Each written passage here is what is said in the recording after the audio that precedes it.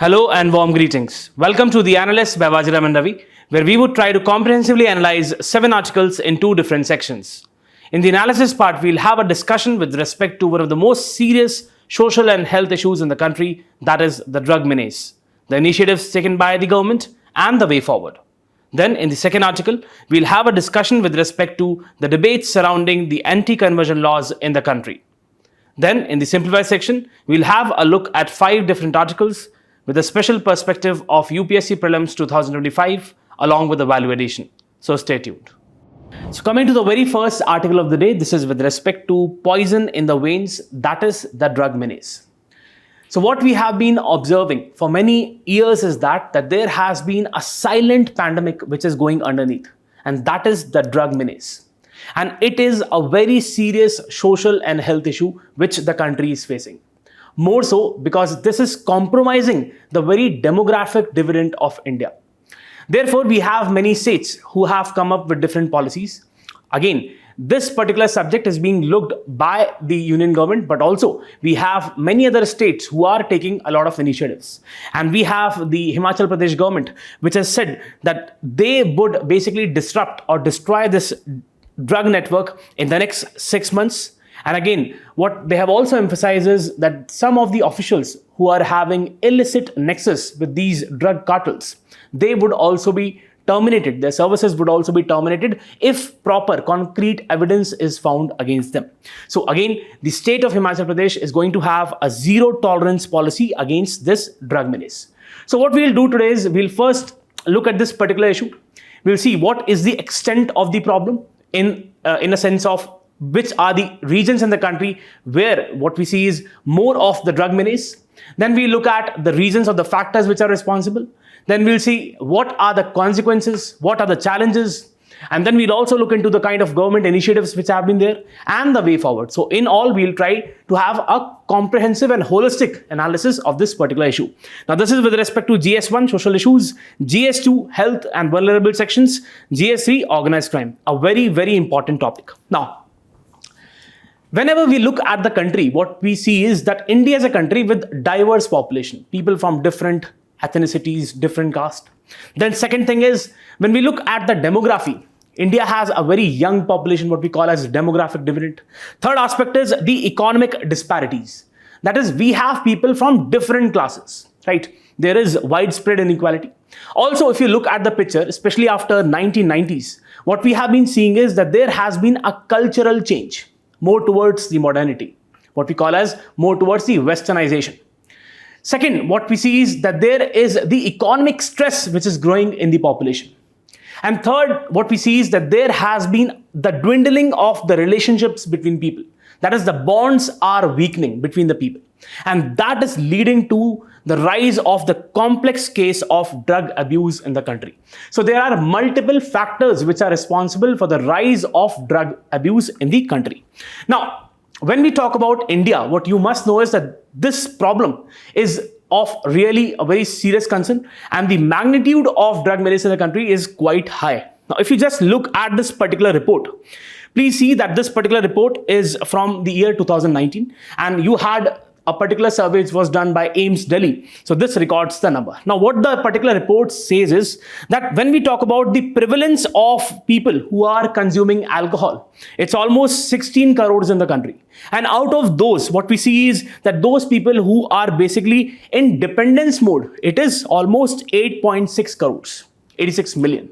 Then if we talk about cannabis, just look at the numbers, almost 2.2 crores. Then we have the ganja, or what we call as charas, so it is almost 1.3 crores. Then opioids, when we talk about heroin, it's almost 1.25 crores. Let's talk about pharmaceuticals, 1.5 crores. Again, what we are trying to say is that the number is quite high. And please know that this number, this data is from 2019, okay? Now, more problem, what is of more concern is that when we talk about the opioids consumption in the country, that is quite high. If you just look at this particular data which is provided by the India Today group, just look at this, that the world average of the opioids consumption is almost 0.7%, while for India it is almost 3 times that of 2.06. quite high, right? Look at this cannabis or ATS, this is amphetamine type stimulants, or you have cocaine, right? Quite high. Now look at this. State-wise prevalence of charas ganja consumption. Look at these states of North India. We have Himachal Pradesh, we have Uttar Pradesh, we have Punjab, Haryana, or look at the eastern states of Odisha, or look at the northeastern states. These have high prevalence of these substance abuse. Look at this.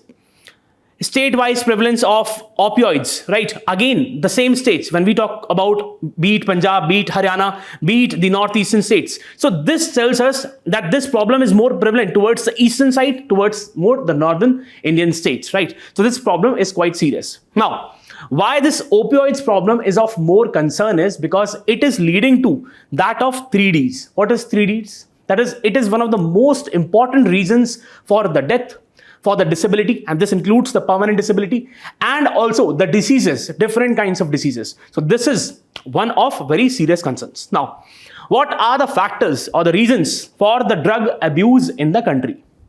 The very first is as a stress buster. See, please understand that, and what has been found is that even in some of the most elite or some of the most prominent educational institutes in the country, it has been alleged that students have been gaining more dependence upon these substances, primarily because of the kind of stress they have with respect to the studies. So they are having this studies pressure, or in fact, you have some of the organizations where there's too much of work pressure, and also because of that, there is increased dependence on these drugs. Next is homesickness. See, what happens is whenever you have a particular student who goes to a particular college which is far away from his or her home, then there is this element of homesickness, right? So in order to cope up with this pressure, to cope up with this homesickness, that person inevitably falls into the lap of these drugs.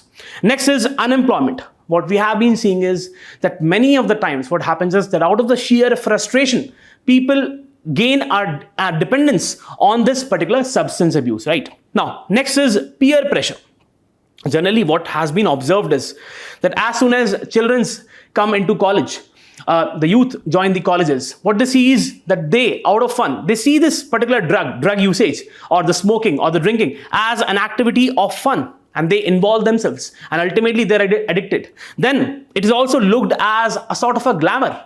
You must have seen, even the Bollywood movies or even the movies around the world, they basically glamorize this particular aspect. Next is watching the elders or seniors in the college, be it smoking, be it drinking. So again, there is a kind of a psychological impression which goes into the minds of these children.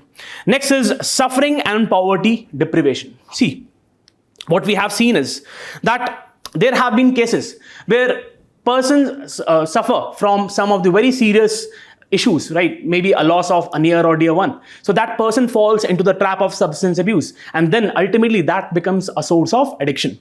Then you may have this aspect of poverty or deprivation. You must have seen that there are people lying on the roads, and we often say, what kind of people are these, always consuming drugs? But it is not because of their addiction towards the drugs. Sometimes what happens is that they don't even have the basic minimum money to get the food. So in order to relieve themselves, they have to depend upon the drugs. Next aspect is the systematic flaws. See, what we have been seeing is that there have been these illegal rave parties which are going on, right? Or some other parties, primarily which are basically organized through the social media.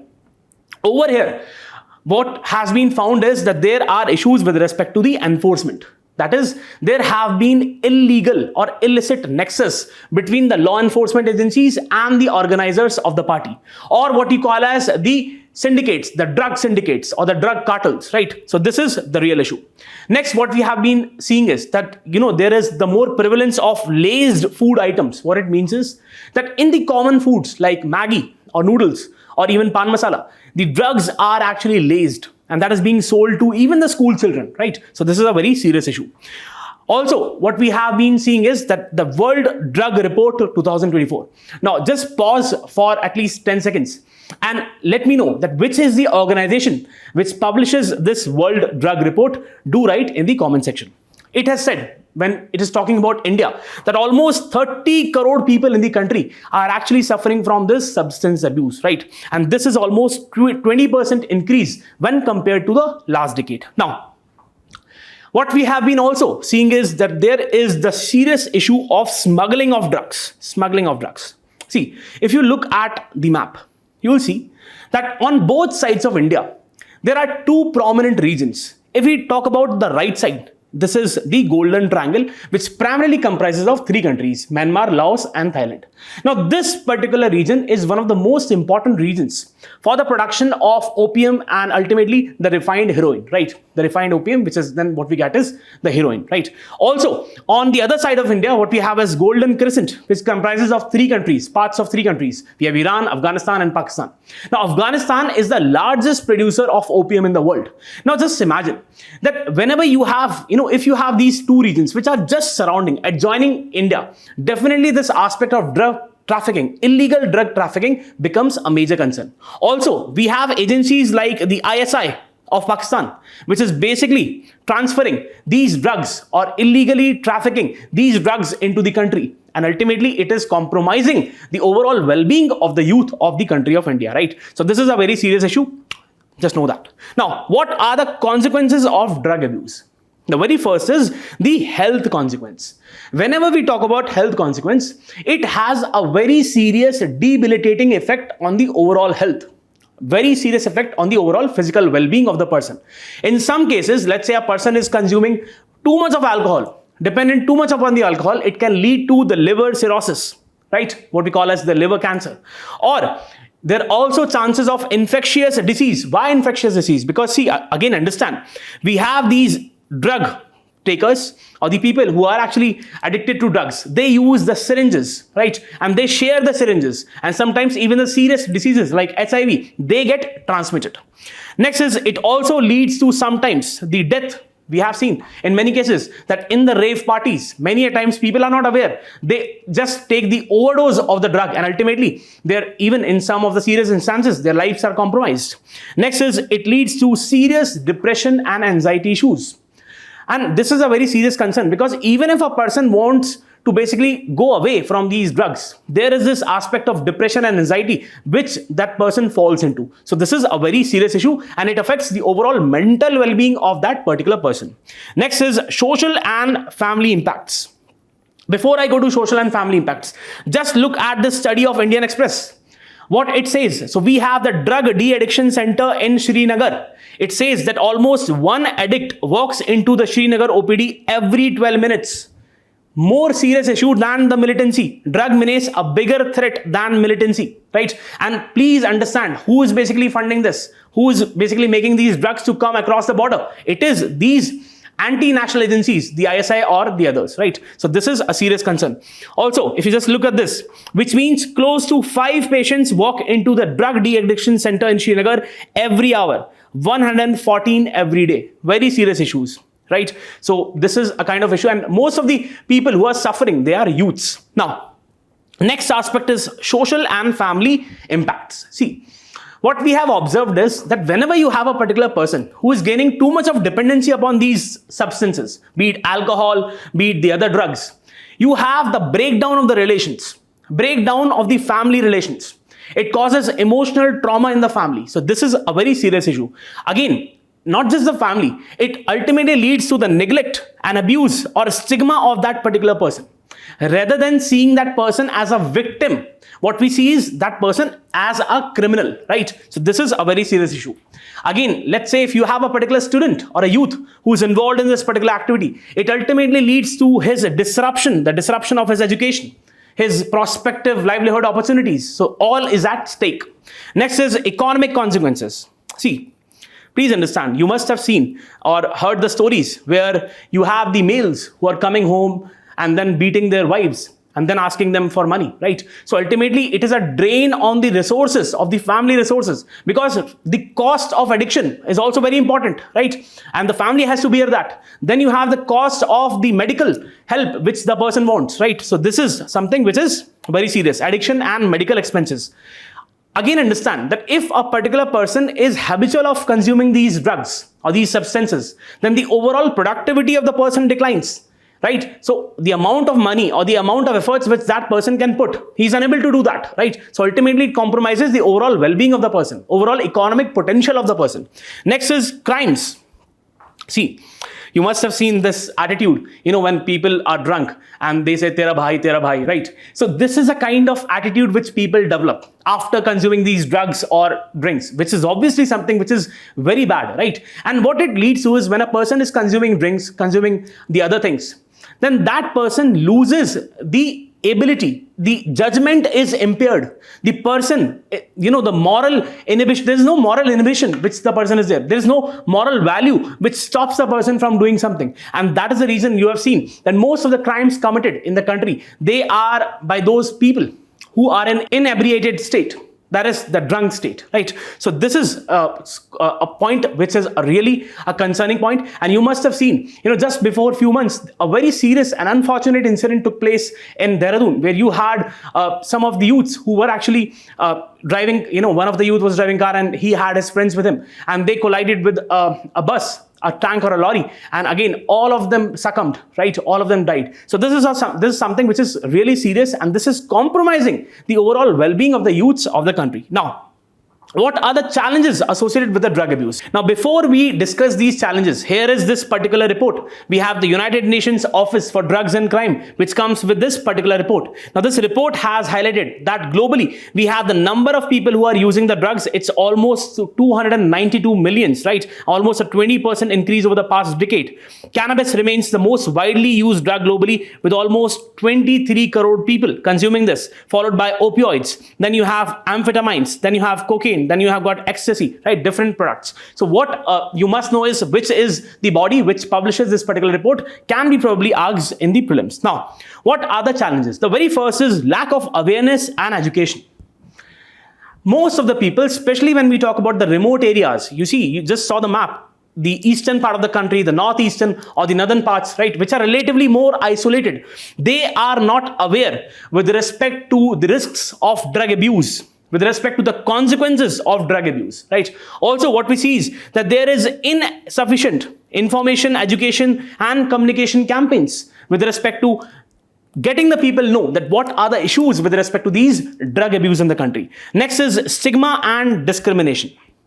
What we see, as I just told you, that whenever you have a particular person who is addicted to a particular substance, we view that person as a criminal, not as a victim. See, again, ultimately that person is a victim, right? And that's the reason that person is dependent upon a particular drug. So this is a kind of stigma which we have, and this ultimately discourages this seeking help behavior and support. People are not really, inclined to help that particular person. They think that the person has become, has lost his senses, and again, cannot be basically helped. Again, next, what we're trying to say is that this also leads to discrimination. That is, overall society, overall health setup views that particular person in a very discriminatory manner, right? And this ultimately hinders the accessibility or the availability of different health services. Next is limited access to treatment and rehabilitation. What we are trying to say is that when we talk about the de-addiction centers in the country, or when we talk about the rehabilitation centers in the country, there are very few centers, right? And there is a shortage of these healthcare professionals who are well trained with respect to these aspects. Next is the inadequate research and data. See, what we are trying to say is that whenever the government comes with a particular policy, there is at the background a data which is required. On the basis of a particular data, on the study of a data, the government comes up with a particular policy.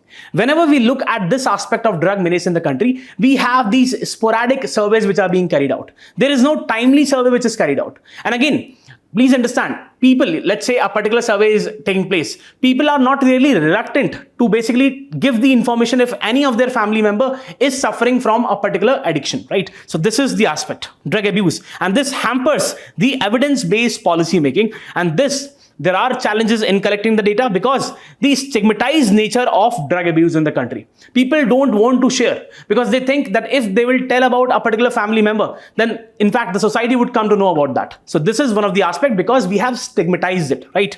Next is easy availability of the drugs. See, as I told you, so we have these two regions. And these two regions are involved in the illegal drug trafficking inside the country, right? And therefore, there is very it's quite easy in India to basically get these drugs, right? And ultimately we have the youths whose health, whose well-being is compromised. Major opium producing regions are on the adjoining sites. Then you have the Narcotics Control Bureau, which has very clearly said that right now what is happening is that the dark net is being used. Cryptocurrencies are being used for these drugs. Next is new substances. Now this is something which is quite important. It's not just the common drugs. It's not just heroin or opium which are being actually trafficked and consumed. It's not just that. We have the development of new substances, chemical substances which are even more harmful. And that is what we, even in fact, in many of the rave parties, the evidence has been found. And these substances are out of the overall framework, of the legal framework. And therefore, they are being freely distributed and freely consumed, right? So these psychoactive substances, many fall outside the scope of existing drug control regimes and regulations, right? So these are the challenges which are associated. Now, what have been the government initiatives to tackle the drug abuse? See, if we talk about the legal framework in the country, primarily we have three central acts. The very first is Drugs and Cosmetics Act of 1940. Then we have the Narcotics, Drugs and Psychotropic Substances Act of 1985, one of the most important laws when we talk about prevention or prohibition of drug usage in the country. Then we have the next, that is the Prevention of Illicit Traffic in Narcotic Drugs and Psychotropic Substances Act of 1988. Next, what you need to know is that we have a premier agency which is under the overall jurisdiction of Ministry of Home Affairs, the Narcotics Control Bureau, which was actually established through the NDPS Act of 1985. It is the central agency which is responsible for making sure that there is the ultimate, the elimination of drug menace in the country. Now, next aspect, what we have is the National Narcotics Control Coordination Portal. See, what we are witnessing, what we have seen is that there are multiple agencies. You have seen just in the article that you have the Himachal Pradesh government, which is coming up with its own initiative. Then you have the central government, which we have the NCB under the Ministry of Home Affairs. Then there are other agencies also. For example, in order to basically stem down the illegal drug trafficking which is taking place through the maritime route, we also have the Indian Coast Guard, we have the Indian Navy. So there are also sometimes at the airport to curb this drug trafficking, we have the Customs Department. We have multiplicity of agencies. So in order to come up with a particular cohesive approach, we have the establishment of National Narcotics Control Coordination Portal. Now, again, the MOHA, Ministry of Home Affairs, has come up with a 4-tiered coordination mechanism. At the top, we have the Apex NCORD. This is usually chaired by the Union Home Secretary, right? Then we have the Executive NCORD, right? All acting as the executive arm. So this is chaired by the Special Secretary Internal Security in the Ministry of Home Affairs. Then we have the State NCORD, which is chaired by the Chief Secretary of that particular state. Then we have the District NCORD, which is chaired by the District Magistrate in a particular district, right? So this ensures there is a proper smooth collaboration, a proper coordination between different entities, right? Next, what we can see is that we have this aspect of Integrated Rehabilitation Centers for Addict, IRCAs. Now, we have the Ministry of Social Justice and Empowerment, which came up with this particular aspect. The Ministry of Social Justice and Empowerment is providing the financial outlays for the establishment of these centers, Integrated Rehabilitation Centers for Addicts, right? And this is seeing the involvement of different NGOs, voluntary organizations for the maintenance of the IRCAs. And these IRCAs primarily act as the kind of comprehensive care providers for these persons who are suffering because of the addiction. Next is the National Action Plan for Drug Demand Reduction.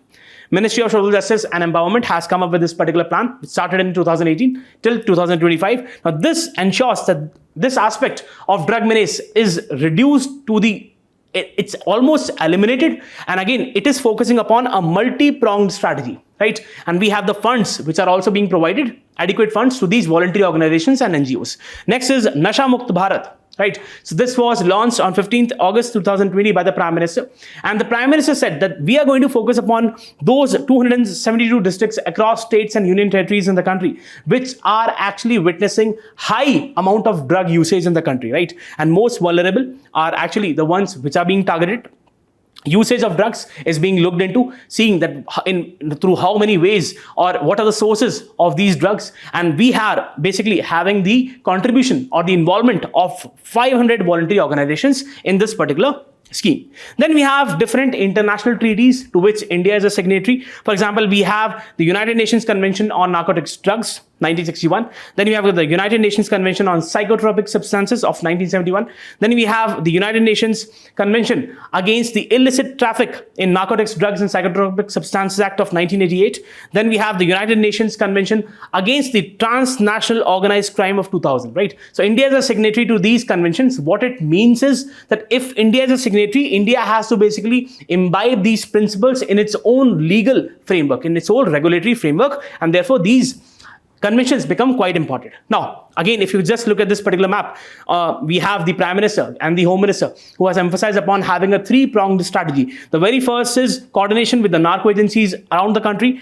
Second is strengthening the institutional framework, right, be the agencies involved. Then we have the awareness campaign. This is the three-pronged strategy which you can also quote in the exam, in the mains exam. Now, what should be the way forward? The very first is that whenever we are coming up with a particular policy to eliminate the drug menace in the country, that should be scientific. That should be evidence-based, right? And we need to have robust data for that. Robust data means we need to have proper surveys. We need to convince the families that the information would not be divulged, what the NSO is also doing, right? So this is something which is required, and therefore we will come up with scientific strategies, scientific treatment regimes for these people, the de-addiction regimes or the rehabilitation regimes, right? And again, what we need to focus upon is a thorough mapping of the regions in the country which are actually witnessing the high usage of these drugs, right? So we can have a region specific strategy. If we have a thorough mapping, definitely we can go with a region specific strategy. Next is strengthening the law enforcement agencies. What we are trying to say is that these law enforcement agencies must be given adequate power. Because see, there is sometimes what we see is the illegal nexus. Even sometimes we have the political people who are involved in these illegal nexus, and they basically stop these agencies from working. So this aspect must be looked into. We can focus upon proper training, technology integration, and resources. A very good example, and maybe it can be asked in the prelims. We have a particular operation which is Operation Sagar Manthan. A very important operation. Now this Operation Sagar Manthan, it is basically being led by NCB, Narcotics Control Bureau. But this is not the only agency which is carrying out this. So what it is focusing upon is, it is basically looking at making sure that we control the maritime drug trafficking. So we are having this drug trafficking through various routes. So in order to control this maritime drug trafficking, we have the involvement of agencies like Indian Navy. We have the other agencies like Indian Coast Guard. Also, we have the involvement of agencies like Gujarat ATS, Anti-Terror Squad, right? So we have the NCB along with the Indian Navy, the Indian Coast Guard, the Gujarat ATS, who have come up with the Sagar Manthan in order to curb the maritime drug trafficking, right? So this should be followed. Next aspect is socio-economic factors. What we see is generally, as I already told you, that we have the people from low socio-economic backgrounds. And ultimately, because of the lack of resources, because of the lack of food and other things, they fall into this trap of drug usage. So we need to focus upon some of those activities. For example, the government is having programs like Manrega. So government can also come up with other options, right? The employment options, or the government can provide adequate credit for the self-employment, right? For example, we have PM Swanidhi, Street Vendors Atmanirbhar Nidhi, where the government is providing the adequate credit for establishment of self-employment opportunities, right? So this should be looked into. For example, we have RT, right to education. So this can be expanded to, let's say from, right now we have from 6 to 14 years. This can be extended to 18 years. So we can do this. Next, we should basically focus upon reducing the demand of the drugs. How we can do so? The community, very important stakeholder in the overall drug control management. What we should focus upon is having a very proactive community. Community should not look at the person as a criminal, as a person who is suffering and who is beyond recuperation, right? That community should basically look at the person as someone who is suffering, as a victim, and then if the community definitely helps, if it tries to destigmatize that particular person, definitely that person can be recovered, right? So this is the very important aspect. What we need to focus upon is the information, education, and communication campaigns. So what we see is this is one of the very serious social and health issues. Probably a question can come in the mains. Very important topic. And again, what we are trying to say is it requires a multi-pronged strategy. It is something which is actually consuming or compromising the overall well-being of the youths of the country. So again, if we focus upon these aspects, if we make these already ongoing initiatives quite robust, right? If we invest more in them, definitely we can have a situation where we see a drug-free India, and we have the youths of the country who are basically becoming a more stronger pillar of the demographic dividend, right? So this is what you need to know with respect to this article. Very important topic. Let's have a mains practice question. The question says, the increasing drug menace in the country poses a serious threat to public health, socio-economic stability, and national security. Analyze the factors contributing to the rise in the drug abuse and trafficking in India. Also suggests a multi-pronged strategy to tackle this issue effectively. 15 marks, 250 words. Do write a particular answer on this question. And yes, if you are liking the initiative, do not forget to press the like button or let us know through your comments. Let's go to the other article. So coming to the next article, this is with respect to the anti-conversion laws, which are actually seen as one of the most controversial and debatable topics in the country. So if we go into the context of the story, what we can have is that many states have come up with their own anti-conversion laws. Now, if we talk about this particular article, we are actually talking about the state of Arunachal Pradesh. So Arunachal Pradesh, way back in 1978, basically enacted a particular law, a particular anti-conversion law. But that has not been implemented because the state government has not come up with the rules regarding that particular anti-conversion law. Now the state government is coming up with the rules, and this particular act would now be implemented. Therefore, we have two groups. On one side, we have certain people who are saying that this anti-conversion law is something which is not right because it is infringing or affecting the fundamental rights of the people. Then on the other hand, we have certain sections who are saying that this is really needed to basically prohibit those conversions which are taking place out of coercion, which are actually forced or out of the lure of money, or which are fraudulent out of inducements. So again, this particular aspect is quite debatable, and we look into this aspect, what these laws are all about, what is the historical background, what are the fundamental rights which are in the picture, what have been the Supreme Court's view on this, and what should be the way forward. This is part of GS2 fundamental rights. Now, what are the anti-conversion laws? These are basically the legislative measures which prevent or prohibit the religious conversion. See, what we are trying to say is, let's say you have a particular individual and that individual is from religion A. Now that individual wants to convert to religion B. Now, if that person is having a spiritual awakening towards religion B, or he is spiritually attracted to religion B, it is perfectly fine. That person can basically convert easily. But again, understand, if this conversion is based on coercion, or if it is forced, or if it is based on lure of money or fraudulent means, it is just a fraud, then this has to be prohibited. And we have these anti-conversion laws which prohibit such kind of conversions, right? So they aim to prevent forced or induced conversions. Now, if we go into the history of these anti-conversion laws, again, this is not something which happened after independence. We had some of the princely states in the 1930s and 40s, which aimed to basically preserve the religious identity of the people from the influence, from specifically the influence of the Christian missionaries. And therefore, many of the princely states came up with these laws. Example, the Raigad State Conversion Act of 1936, Patna Freedom Religion Act of 1942, and others. Parliament also tried to come up with different laws. For example, it initiated a lot of bills: Indian Conversion Regulation and Registration Bill, Backward Communities Religious Protection Bill, Freedom of Religion Bill, but it ultimately failed because of lack of support, parliamentary support. In 2015, what happened is that we have the Law Commission, the Law Ministry, which came up with a particular circular and said that whenever we talk about the anti-conversion laws, it is purely a state subject. Parliament has no authority to come up with a particular law regarding the anti-conversion.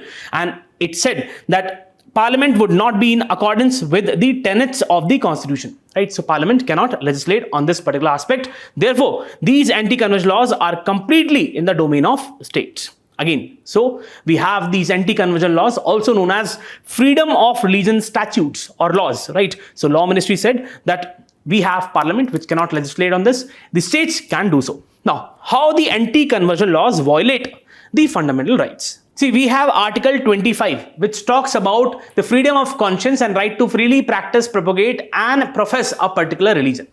So what many critics say that if a particular person is basically doing the conversion from religion A to religion B, the state doesn't have any authority to basically interfere in this particular aspect, right? So this is one of the arguments. Next is Article 19, subclause 1, subclause A, which talks about the freedom of speech and expression. So what many critics also say is that if a particular person is involving himself in a religious discourse, that is with respect to religion B, to which that person is converting, then the state doesn't have any authority to interfere or to mingle in this particular aspect. Next, we have right to privacy. So we have the very famous K.S. Puttaswamy judgment, in which the right to privacy was declared as an integral aspect of Article 21, which is right to life and personal liberty.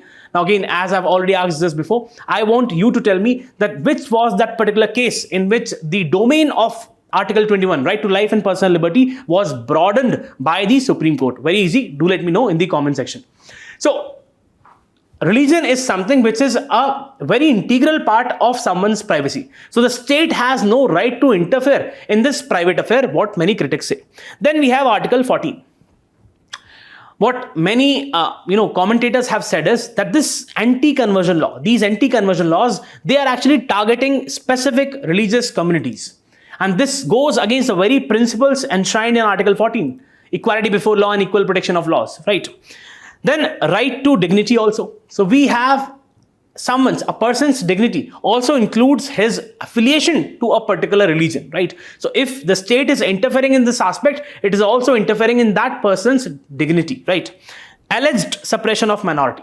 There have been this concern that these laws, they are actually targeting the minorities in the country. So this is something which is being said by the different commentators. Now, we have a particular case, that is S. Pushpa Bai case. In this particular case, Supreme Court's very clearly said that, see, religion conversions can take place. We have no issues. But two conditions must be met. The very first is that it must be voluntary. And the second, it must be sincere. Right? So two conditions must be met. First, voluntary, what it means is that it must be out of one's own will. It must not be forced. Second, it should be sincere. That if a person is converting from religion A to religion B, that person should have a kind of a spiritual awakening or kind of spiritual attraction to religion B. Right? So these conditions must be met. Now, what is the need of anti-conversion laws in the country? I already told you that what are the fundamental rights, which many critics say that they are being infringed. Now, the other aspect. The very first is prevention of coercion and fraud.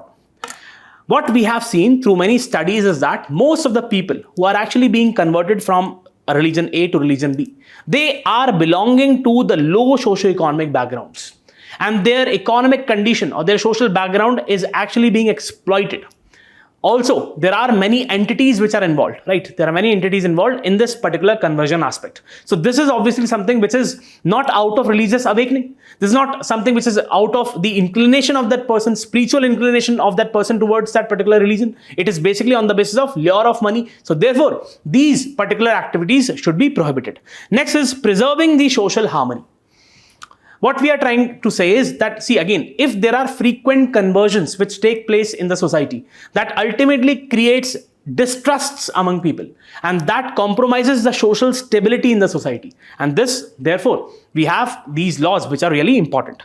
Protecting the cultural identity. What we're trying to say is, see, if you have, see, religion is something which is an integral part of someone's cultural aspect, right? So religion is closely associated with a person's culture. And if you have people basically converting from particular A religion to religion B, definitely their cultural aspect will also be compromised. So this is something which compromises their way of living, what we call as the cultural aspect. So this also something which necessitates these anti-conversion laws. Then we have addressing the national security concerns. There have been reports by many intelligence agencies in the country that these conversions are actually being funded by external forces. Many of these entities are based out of the country. So they are trying to destabilize the country. So this is obviously something which needs the anti-conversion laws. Now, what have been the Supreme Court's views on this particular aspect? So we have the very famous Reverend Stanislaus versus State of MP 1977 case, in which the Supreme Court upheld the constitutionality of these anti-conversion laws of the state of Madhya Pradesh and Odisha. The next case is that of Hadia versus Ashokan KM. In this particular case, Supreme Court very clearly said that a person has a right to marry a person of his or her own choice and therefore convert to any religion. Next aspect is KS Puttaswamy case. As I already told, that in this particular case, the Supreme Court highlighted the importance of privacy and therefore conversion, a religion, is also something which is an integral part of someone's privacy. Then we have the Lata Singh versus State of Uttar Pradesh. In this particular case, what the Supreme Court said, that if we are actually witnessing the cases of domestic violence or physical violence, especially with regards to the inter-caste or inter-religion marriages, then there has to be stringent punishment for them. Then we have the Sarla Mudgal versus Union of India. In this particular case, Supreme Court actually highlighted two things. The very first thing was that if a person is converting from religion A to religion B, then it doesn't mean that the person can basically leave his moral or legal obligations. That is the first thing. Second thing is that if a particular person is converting to Islam just for the sake of polygamy, then this is not allowed. So these are some of the important cases where Supreme Court has given its view on the religion aspect, the conversion to the other religion aspect. Now, what should be the way forward? See, definitely fundamental rights are something which have to be adhered to, right? And if a person is converting from religion A to religion B out of his spiritual awakening to religion B, definitely that should be allowed. But again, what we must also see, that if that conversion is based on coercion, if that conversion is based on lure of money, if that is a fraudulent conversion just to destabilize the society, destabilize the cultural aspect or destabilize the country as a whole, that should be prohibited. Next aspect, what the government must understand is that whenever the government is coming up with such anti-conversion laws, it must involve the community per se. That is, it must involve the theologians. It must involve those people who have a good knowledge of different religions, right? So this should be the way forward. Very important topic, and many states are coming up with this. Probably you can have a mains question. Let's have a practice question. The question says, the subject matter of anti-conversion laws by different states in India is fraught with various debates. Elaborate, 15 marks, 250 words. Do write a particular answer in this question. Let's go to the simplified section. Coming to the simplified section, we have the first topic as graded response action plan. So let's talk about the gist of the article. See, we have this NCR region, which comprises of Delhi and the adjoining states. Now, this region is suffering from this acute problem of air pollution, which obviously compromises the health of the people living in this particular region. Therefore, we have a particular statutory body, which is the Commission for Air Quality Management, CAQM, which implements certain graded measures. That is, according to the level of the pollution, there are certain measures which are implemented, which are known as graded response action plan. One of the measures is to put a stop on the construction activities. Whenever a stop is implemented on these construction activities, many construction workers lose their jobs. And ultimately, what happens is that they are left with no livelihood options. And this compromises their overall well-being. So in this particular article, what the Supreme Court has said is that the Supreme Court has given a directive to different states in the NCR region that they should basically provide adequate social safety net to these construction workers. And they should basically use the amount which they are collecting through the labor cess, right? So this is also one of the very important aspect of social security, right? So we'll go through this. We'll see what AQI is all about, what GRAP is all about, right? And we'll also have a look at what the Supreme Court has said. The Supreme Court has directed Haryana, Uttar Pradesh and Rajasthan to pay the compensation to the construction workers whenever they are hit by closure of activities due to GRAP measures in Delhi NCR region, even if there is no specific court order on it. Compensation should be paid to the affected workers using the funds collected as per the labor cess. Anti-pollution measures under the GRAP are implemented based on average air quality in the Delhi NCR region. Whenever construction activities are required to be closed due to implementation of GRAP measures, compensations shall be paid to the affected workers. Now, this is also one of the very good aspects that the Supreme Court has taken a sort of a suo moto initiative, where it is looking into this aspect, looking at the concerns, the grievances of the vulnerable sections of society, that is the construction workers, and basically given a directive. Even if there is no specific direction of the court to pay the compensation, the NCR states shall pay the compensation. Now, let's talk about the very important air quality index given by the Central Pollution Control Board, which comes under the Ministry of Environment, Forest and Climate Change. See, the very objective of these simplified articles is to provide you that information which you can use or which can help you in getting your answers correct in the prelims, right? So do pay attention. This is a particular tool for effective communication of the air quality status to the people in very simple language, easy to understand language. It transforms the complex numbers, the air quality data, into a single number, nomenclature and color, right? So we have 6 AQI categories. If you just look here, we have the good, we have satisfactory, moderately polluted, poor, very poor, and severe, right? Now, each of these categories is decided based on the ambient concentration of various air pollutants and their likely health impacts. Now, air quality sub-index and health breakpoints are also evolved for 8 pollutants. What are the 8 pollutants? Please pay attention. Maybe a question in the prelims can come. First is the particulate matter 10. Then you have particulate matter 2.5, NO2, nitrogen dioxide, sulfur dioxide, carbon monoxide, ozone, ammonia, and lead. Lead is also there. So we have the concentration, the varying concentration. Look, the concentration is actually increasing downwards. And therefore, we also have the quality of the air, which is also degrading, right? So just know that. You can just see this particular table and then have a comparative analysis. Now, if we look at the air quality index of Delhi, just look at this. This data is sourced from the Hindu, and it, again, the very basic source is the CPCB.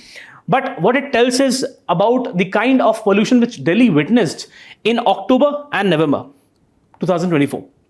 Now just look at this. 382 was the AQI. 382.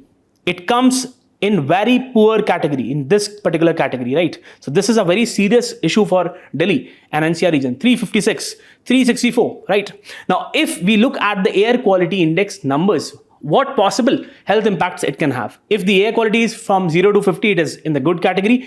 It has minimal impact.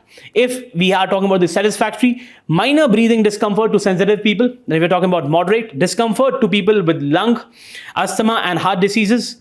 Poor, discomfort to most people on prolonged exposure. Very poor, we're talking about this. Respiratory illnesses on prolonged exposure. Even the healthy people will suffer from the respiratory illnesses. Severe, affects healthy people and seriously impacts those with existing diseases. Now, what is graded response action plan? As the name says, graded. So it's like we are going in different stages. As the pollution would increase, accordingly, the response measures would increase. The GRAP serves as a structured approach to address the air pollution issues in the Delhi NCR region according to the severity of the situation, severity of the air pollution. The GRAP for Delhi NCR is divided into 4 stages of air quality. Stage 1 for poor air quality index, ranging from 201 to 300. Stage 2 for very poor. So these are the different stages. Stage 1 for poor, stage 2 for very poor, stage 3 severe, stage 4 severe plus. So these are the air quality index numbers which are respectively for different categories, right? And then we have got stage 3, and then we have stage 4. Now, different measures are implemented. In the stage 1, agencies to strictly enforce the orders by the NGT, the National Green Tribunal and Supreme Court on keeping vehicles older than 10 years and 15 years off roads. Then stage 2, measures to curb air pollution at hotspots. Diesel generators cannot be used, unless they run on dual fuel. Then we have stage 3. So the measures would keep on being more stringent, more strict. They'll be more strict as the stages move further. This is what the GRAP is all about. Now, who implements the GRAP? See, from 2021 onwards, this is being implemented by the CAQM. This is Commission on Air Quality Management, which is a statutory body. We'll talk about that. Before that, we had a Supreme Court appointed body, which was Environmental Pollution Prevention and Control Authority, EPCA, which used to order the states to implement the GRAP measures. The EPCA was dissolved and replaced by the Commission for Air Quality Management in 2020. Now, what is this CAQM? Now, this is a statutory body established under the Commission for Air Quality Management in the NCR region and adjoining areas Act of 2021 can be really important for your prelims. Mandate for better coordination, research, identification and resolution of problems surrounding the air quality. It undertakes the prevention and control of air pollution in Delhi NCR and adjoining areas. So if there's a statement that it only looks into the Delhi area, no, it also looks into the adjoining areas, which impacts the air quality of the National Capital Territory of Delhi. The Commission is required to coordinate its actions on monitoring of the air quality with the government of Delhi and adjoining states, which includes Punjab, Haryana, Rajasthan and Uttar Pradesh. Next, what are the powers of this particular body? See, it's a high-powered body, right? Restricting the activities influencing the air quality through the GRAB. Investigating and conducting research related to the environmental pollution. Then issuing directions on matters including inspections, regulations. All the directions and orders by the Commission are of binding nature. High-powered body, and any person or officer authority shall be bound to comply with the directives. The Commission is directly accountable to the Parliament. Very important. Next aspect is what is the composition. So if you look at the composition, there is a particular chairperson to be chaired by a government official of the rank of secretary or chief secretary. He'll hold the post for 3 years or until he or she attains the age of 70 years.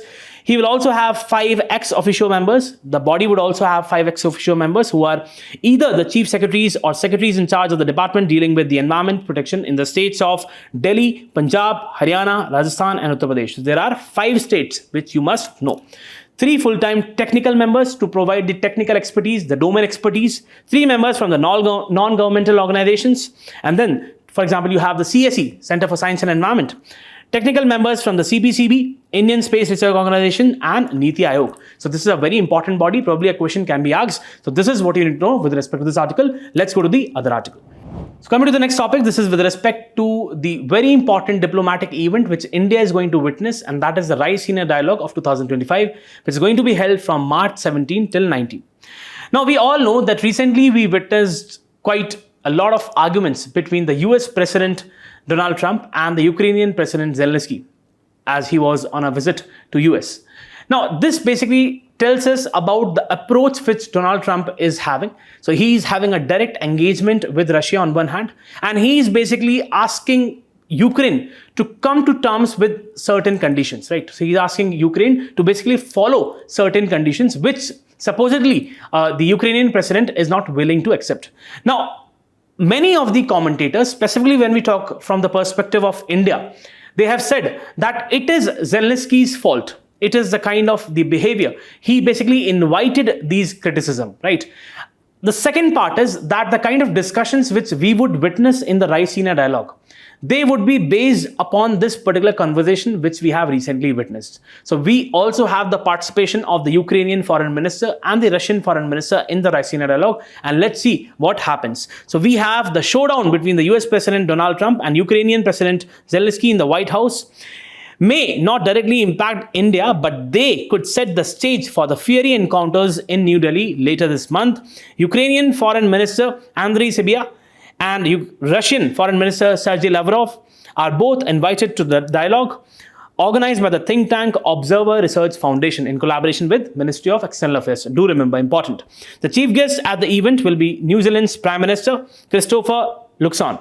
A number of other European ministers are also invited, and what has been said by the New Zealand Prime Minister is New Zealand remains steadfast in its support for Ukraine, and this is very much normal. Indian experts, however, reacted to the development quite differently, right?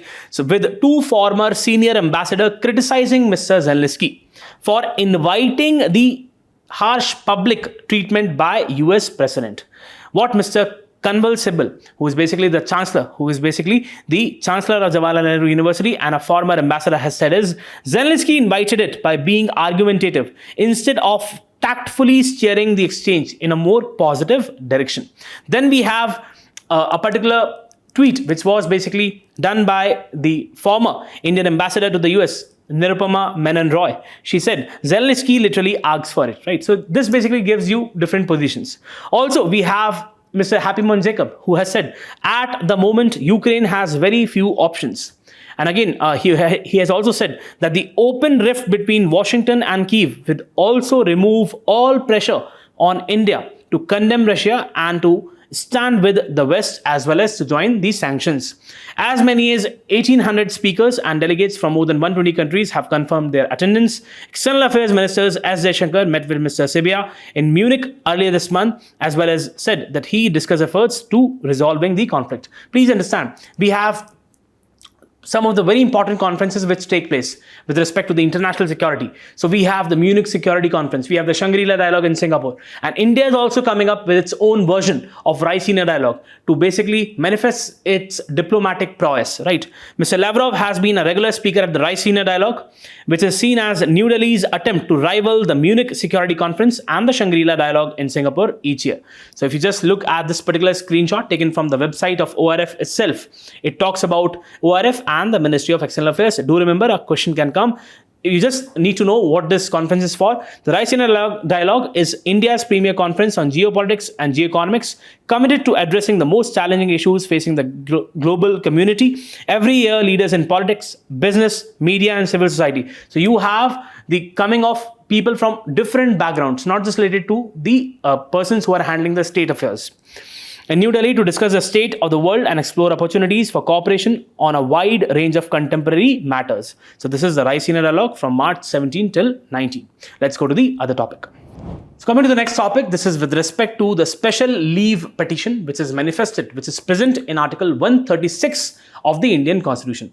So once again, on the lines of the recent comments being made by him, we have the Vice President of India who has now said that the special leave petition is a kind of a small window which is provided to the Supreme Court. And again, the Supreme Court, according to him, must use this power sparingly, right? So this is what he's trying to say. We'll see what this Article 136 is all about and what is special leave petition. Vice President Jagdeep Dhankar on Saturday said that the provision of the special leave petition was supposed to be a narrow slit, a narrow window, but is now hurting the arbitral process due to its wide use. Mr. Dhankar drew the attention towards the use of Article 136. Article 136 of the Constitution allows the top court, that is the Supreme Court, to grant special leave to appeal.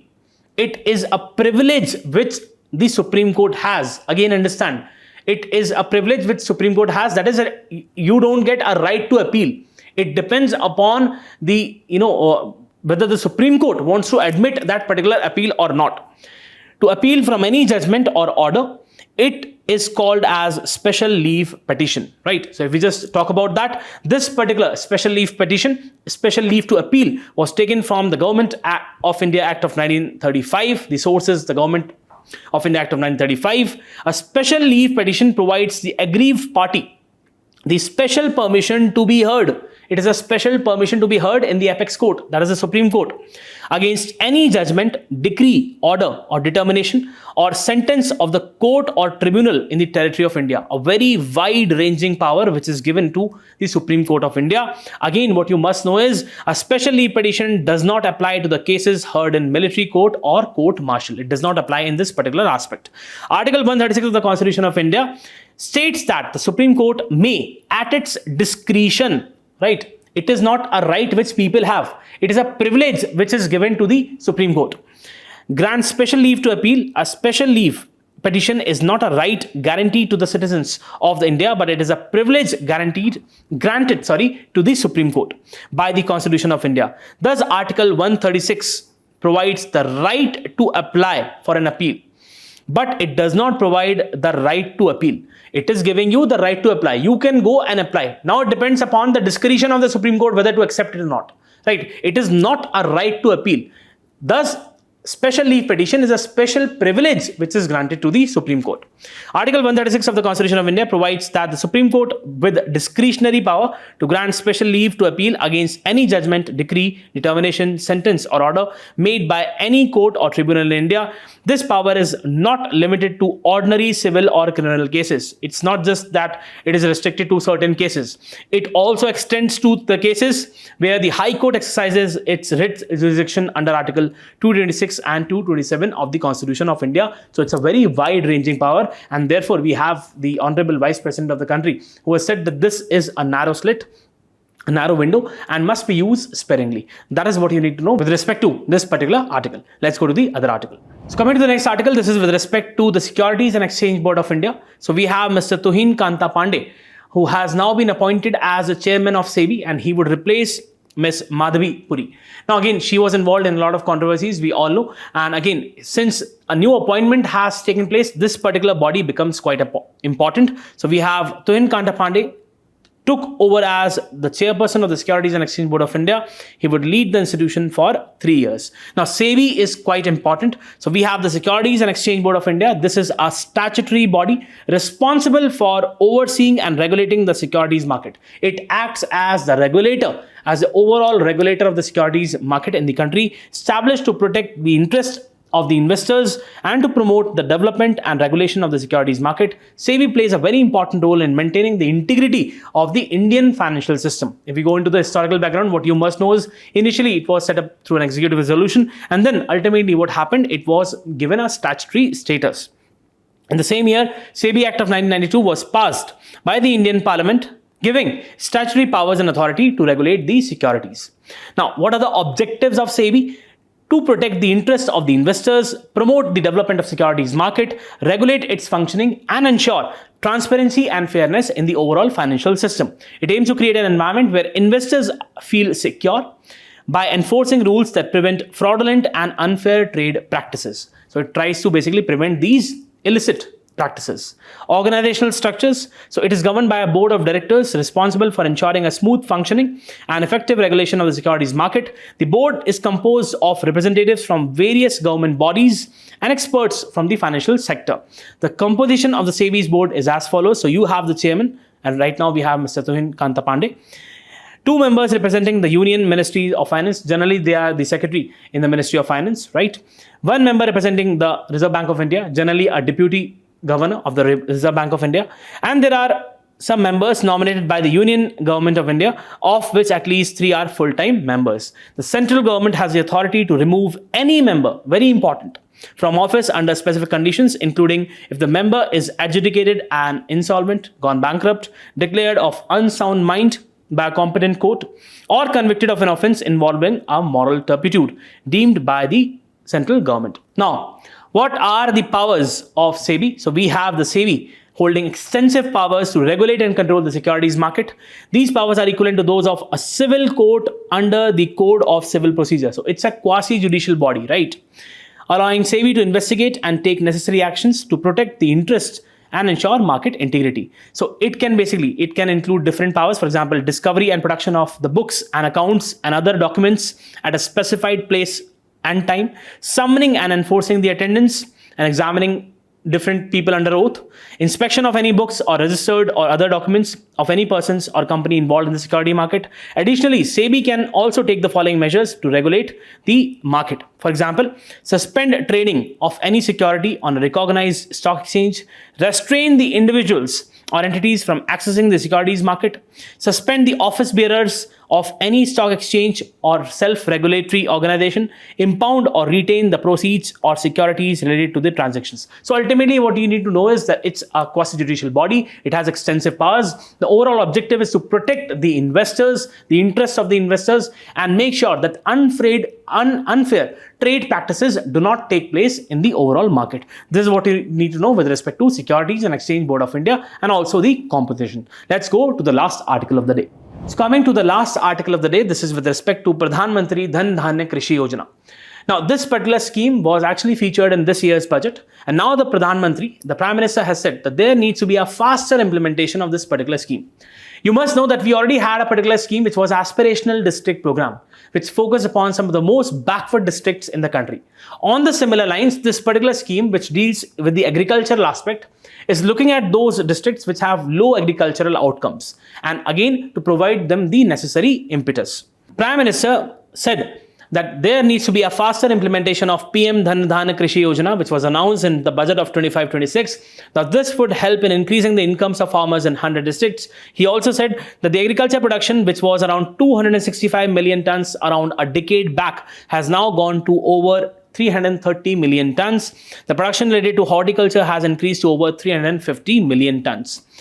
Again, this particular scheme was announced in the budget. The focus will be on development of the 100 districts with lowest agricultural productivity. Remember this, can be asked in the prelims. The focus is on those districts which have the lowest agricultural productivity. It's on the lines of aspirational district program. The study of the aspirational district program and the learnings made can be used in the PM Dhan-Dhanya Krishi Yojana. The government will prepare an action plan for promotion of sustainable fish farming in the Indian exclusive economic zone. Now, if you just look at this particular scheme, this is taken from the PIB. The Union Finance Minister stated that motivated by the success of the aspirational district program, the government will undertake a Prime Minister Dhan-Dhanya Krishi Yojana in partnership with states. Through the convergence of existing schemes and specialized measures, the program will cover 100 districts. Such statements can be put up in the prelims and directly asked, so do pay attention. With low agriculture productivity, moderate crop intensity, and below average credit parameters. The program aims to enhance the agriculture productivity, adopt crop diversification and sustainable agriculture practices, augment the post-harvest storage at the panchayat and block level, and improve the irrigation facilities and facilitate availability of long-term and short-term credit. So it is looking at the overall agriculture picture quite holistically, providing the credit, providing the irrigation facility, looking at the seeds aspect. The program is likely to help almost 1.7 crore farmers. So this particular paragraph can be really important. So just have a reading. Now, as given by the PIB. So it is aiming to enhance the agriculture productivity, to adopt crop diversification and sustainable farming practices, to augment the post-harvest storage and at the block and the panchayat level, to improve the irrigation facilities and improve the credit availability. So it's a quite holistic approach when we look at these 100 districts which are suffering from low agricultural productivity. So this is what you need to know with respect to this article. I hope you really enjoyed this session. That's all for today. All the very best, and do let us know through your likes and comments. Thank you.